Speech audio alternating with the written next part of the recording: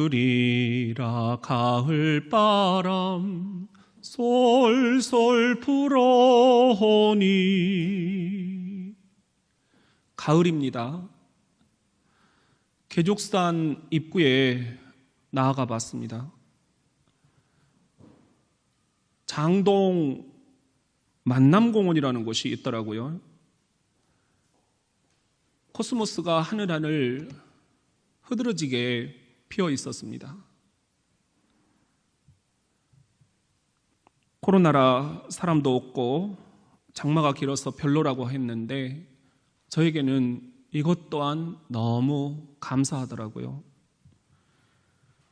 길고 가녀린 꽃대, 거기에 매달려 산들산들 흔들리는 코스모스, 청초한 여인의 갸름한 목덜미, 다소곳한 그 얼굴, 속눈썹 드리운 그 가슴, 눈물로 무늬진 그 연분홍 옷걸음, 오래전에 일렁이는 그리움, 마치 타고난 숙명처럼 여리고 고운 여인의 모습, 숨쉬는 공기마저 향기가 됩니다. 옷섭에 묻어있는 햇살마다 환한 사랑이 됩니다. 알알이 익어가는 어여쁜 가을이 됩니다. 길가에 피어도 군락을 이루어 피워도 알록달록 더 예쁜 코스모스, 곱게 머리 빗고 고개 숙이면 바람 부는 이 가을길 노을이 됩니다. 이 청명한 가을 하늘 코스모스를 바라보면서 영성 지도자 헨리 나우엔의 분별력이라는 책을 읽었습니다.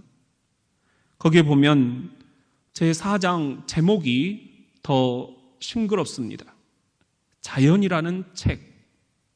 하나님이 이 자연에다가 책을 쓰셨다라는 그런 이야기입니다. 자연은 하나님의 모국어라, 그렇게 얘기를 합니다. 기독교 역사에서 깊은 영성을 지닌 성 프란치스코, 해와 달, 새와 꽃, 하나님이 창조하신 이 자연 속 모든 피조물이 나의 형제요, 나의 자매라, 그렇게 찬송을 하고 있습니다. 이 가을길 코스모스를 보면서 그런 생각이 더 들었습니다. 저 코스모스는 지금 무슨 상념에 젖어 있는 걸까? 이 코스모스 속에는 하나님의 어떤 신학이 깃들어 있는 것일까? 한 권의 영적인 책을 보듯 코스모스를 묵상해 보았습니다. 여러분도 요즘 이런 가을 하늘 아래 자연 묵상을 하고 계시지는 않으시는지요? 여러분이 묵상하는 코스모스의 영성은 무엇이란 말입니까? 같이 한번 따라해 봅시다. 코스모스의 질서를 묵상하라. 성경을 펼치면 창세기 1장 1절, 천지창조 이전 그 상태가 어떠했는지가 묘사가 됩니다. 태초에 하나님이 천지를 창조하시니라. 땅이 혼돈하고 공허하며 흑암이 깊음 위에 있고 하나님의 영은 수면 위에 운행하시니라. 혼돈 상태였다라는 것입니다. 현대어 성경으로 보면은 태초에 하나님이 하늘과 땅을 창조하셨다. 땅은 아직도 제대로 꼴을 갖추고 있지 않은 상태였으며 또한 아무것도 생겨나지 않아 쓸쓸하기 그지없었다. 깊디 깊은 바다는 그저 캄캄한 어둠에 휩싸여 있을 뿐이었고 하나님의 영이 그 어두운 바다 위를 휘감아 돌고 있었다. 이런 상태를 신약성경 헬라어에서는 카오스다, 그렇게 표현을 하고 있어요. 천지창조 이전은 한마디로 혼돈 상태였다라는 것입니다. 이 혼돈 상태에 하나님께서 창조의 질서를 불어넣으신 것입니다. 그것이 바로 우리가 사는 이 우주, 코스모스입니다. 그래서 코스모스에는 질서, 조화라는 말까지 내포가 되어 있습니다. 전설에 따르면 코스모스는 하나님이 세상에서 가장 먼저 창조하신 꽃이라는 그런 말이 있습니다. 하나님이 천지를 창조하시면서 꽃이라는 이 피조물을 어떻게 만들까 고민하시다가 이렇게 저렇게 처음으로 연습 삼아 만들어 본 습작품, 그것이 코스모스다. 하나님이 이렇게 세상에 처음 꽃을 만드시면서 어떤 생각을 담으셨을까? 저는 그런 묵상을 한 주간 해보았습니다. 조화와 질서, 그거 아니었을까? 이 혼돈의 땅에서 내 형상대로 창조한 이 인생들이 어떻게 질서 있게 조화롭게 살아갈 수가 있을까? 그런 생각에 골몰하시면서 우리 창조주 하나님은 이렇게 8개의 꽃잎으로 이런저런 생각들을 담아 이 세상 최초의 꽃 코스모스를 창조해 내신 것입니다. 그러니 우리도 이 코스모스를 볼 때마다 하나님 어떤 생각으로 이 코스모스를 빚어내셨나요? 하나님의 마음을, 하나님의 그 고민을 따라가 보는 것이 어떨까? 저는 이 코스모스를 묵상하면서 우리 교회 주님의 빛으로 한번 조명해 보았습니다. 인생 발달 단계에 따라서 예수를 중심으로 태아부, 유치부, 어린이부, 중고등부, 청년의 젊은 부부의 남신도, 여신도의 8개의 꽃잎이 아름다운 질서와 조화를 이루고 있는 우리 대전 장로교회. 직분별로 보면은 태신자, 새가족, 서리집사, 안수집사, 권사, 장로, 교역자 8개의 꽃잎이 질서와 조화를 아름답게 갖추고 있는 우리 태전 장로교회. 초원별로 보면은 초원직이 장로 부부들로부터 선한 목자에 이르기까지 예수를 중심으로 8개의 꽃잎이 아름답게 질서와 조화를 갖추고 있습니다. 위원회도 예배위원회, 새가족위원회, 선교위원회, 교육위원회, 행사위원회, 재정위원회, 음악위원회, 관리위원회, 예수를 중심으로 8개의 이 꽃잎이 질서와 조화를 갖추고 있는 것입니다. 전인 건강 차원에서 보면은 온 교회 성도들이 저마다 몸, 마음, 영혼, 일, 놀이, 가정, 관계, 세상 속에서 예수를 중심으로 아름답게 8개의 꽃잎을 이루며 질서와 조화를 추구해 가고 있는 것입니다. 오늘 3절 상반절, 나는 내 사랑하는 자에게 속하였고 내 사랑하는 자는 내게 속하였으며, 속하여 있는 상태, 이것은 깊은 사귐이 있는 상태입니다. 우리는 창조주 하나님께 속하여 사귐을 나누고 있고, 창조주 하나님께서도 피조물인 우리에게 속하여 깊이 사귀자 말씀하고 계시는 것입니다. 이것이 세상에서 가장 아름다운 창조 질서요, 창조의 조화입니다. 3절 하반절에 보면은 그가 백합화 가운데서 그 양떼를 먹이는도다. 백합화 대신에 저는 코스모스를 넣어보았습니다. 그가, 창조주 하나님이 코스모스 가운데에서 그 형상대로 창조한 우리 인생들을, 양떼들을 먹이시는 모습, 이것이 지상 최고의 우주적 창조 질서와 조화가 아닌가. 한번 따라해 봅시다. 코스모스의 순수한 감정을 회복하라. 코스모스 그 꽃말이 뭔지 아십니까? 순정이더라고요. 순수한 감정. 그런 의미에서 오늘 우리가 읽은 아가서는 한마디로 순정의 신학입니다. 7절에 보면은 나의 사랑 너는 어여쁘고 아무 흠이 없구나. 9절에는 내 누이 내 신부야 네가 내 마음을 빼앗았구나. 내 눈으로 한 번 보는 것과 내 목의 굿을 한 꿰미로 내 마음을 빼앗았구나.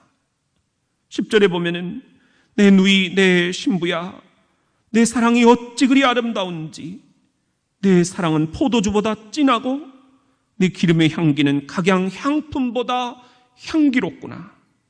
아가서 전체가 다 이런 분위기예요.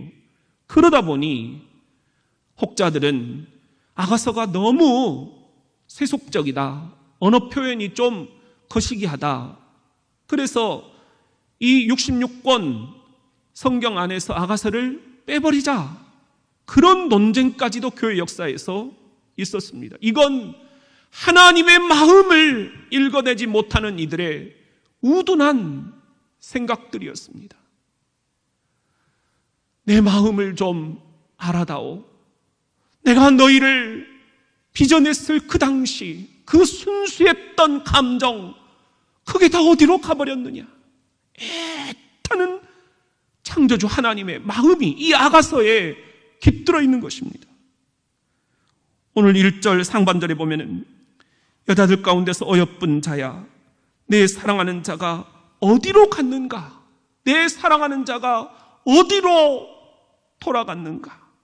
그 순수했던 감정 다 어디로 가버렸느냐는 거예요. 하반절에 보면은 우리가 너와 함께 찾으리라.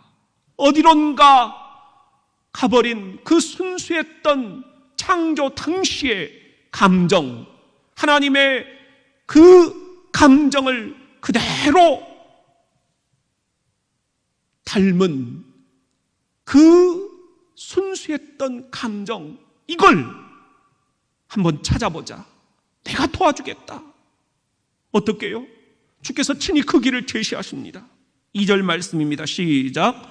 내 사랑하는 자가 자기 동산으로 내려가 향기로운 꽃밭에 이르러서 동산 가운데에서 양떼를 먹이며 백합화를 꺾는구나. 자기 동산으로 내려가는 것이 주님의 뜻이라는 거예요. 하나라도 더 올라가야만 되겠다라고 하는 이 땅에서 주님은 내려와야 살 길이 있다.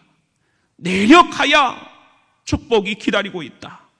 내 순수했던 옛 동산으로 내려가야 향기로운 꽃밭, 순수했던 감정의 그 꽃밭, 순정의 코스모스를 꺾을 수 있나니. 영성 지도자 헨리 나우에는 분별력이라는 책에서 끌고 가는 삶, 끌려가는 삶, 이 두 가지를 분별하라 이야기를 합니다.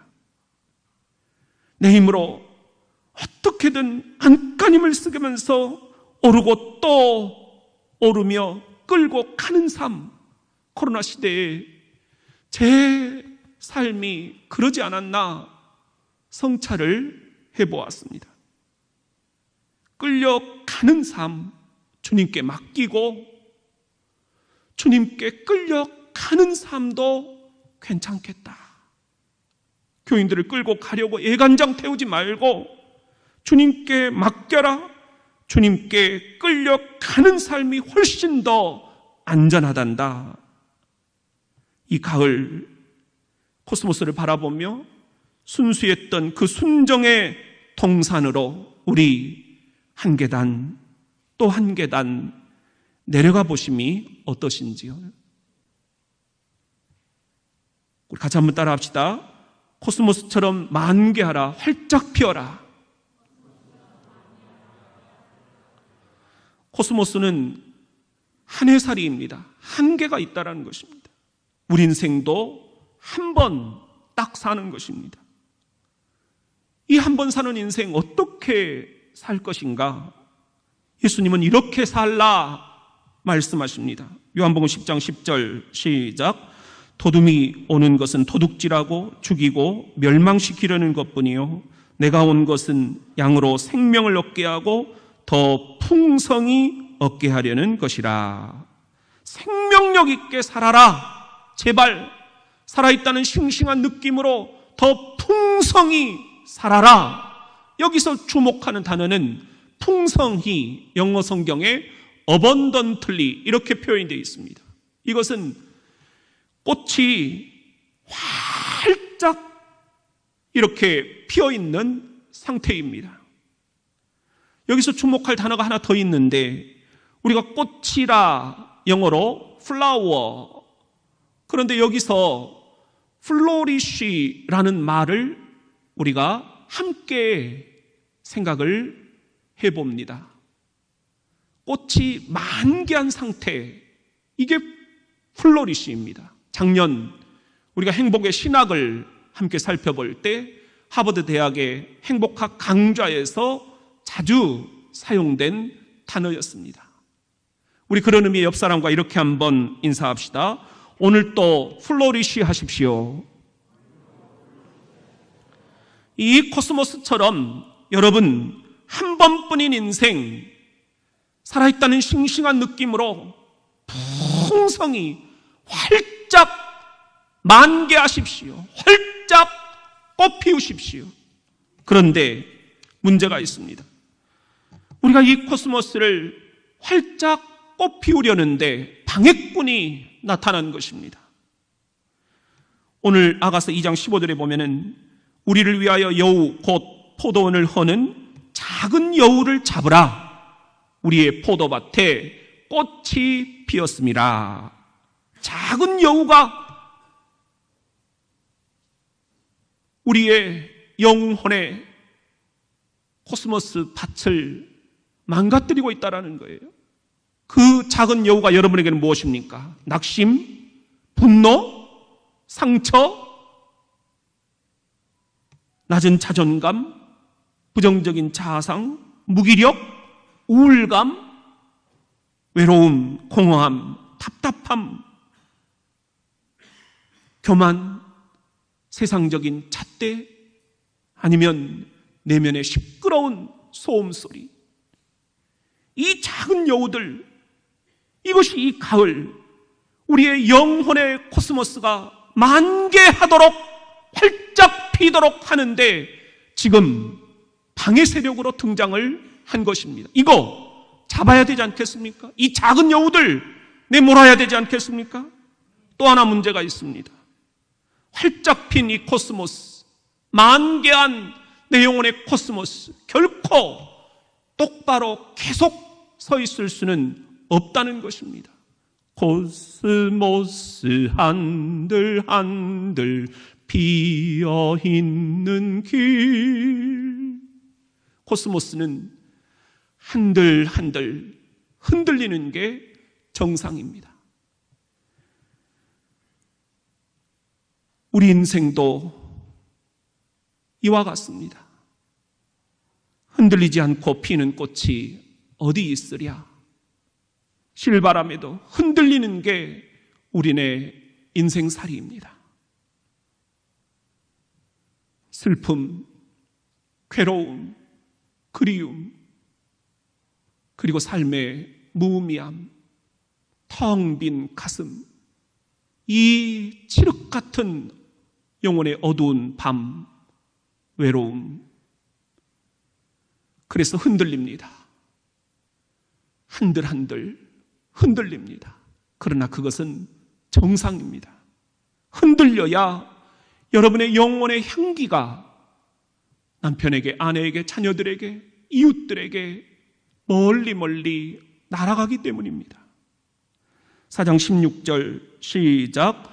북풍아 일어나라, 남풍아 오라. 나의 동산에 불어서 향기를 날리라. 나의 사랑하는 자가 그 동산에 들어가서 그 아름다운 열매 먹기를 원하노라. 지금 흔들리고 계십니까? 무엇 때문입니까? 북풍 때문입니까? 남풍 때문입니까? 흔들리는 것이 정상입니다. 아니, 코스모스에게 흔들리는 바람은 오히려 축복입니다. 흔들리되 뽑히지 않는 코스모스, 그러면 됩니다. 실바람에도 흔들리되 헛된 욕망의 파티에 결코 뽑히지 않는 코스모스, 그러면 됩니다. 십자가 주님께 단단히 뿌리를 내려 이 코로나의 광풍 앞 흔들리되 결코 뽑히지 않는 여러분의 영혼, 그러면 됩니다. 가을이라 가을바람 솔솔 불어오니, 여러분, 이것이 찬송가였다라는 사실을 알고 계십니까? 1939년 한국교회는 그 어려운 형편 중에도 아동 찬송가를 펴냈습니다. 그 찬송가에 들어있는 곡이었습니다. 우리가 가을 동요라고만 알고 있는 이 찬송, 백남섭 작사, 현재명 작곡, 두 분 다 연희전문대학 오늘의 연세대 음대 교수님들이었습니다. 본래는 1, 2절밖에 없었는데 나중에 시인 오소훈 목사님이 3, 4절을 덧붙이셨습니다. 깊어가는 이 가을, 가을이라 가을바람, 고즈넉히 그 찬송을 불러봅니다.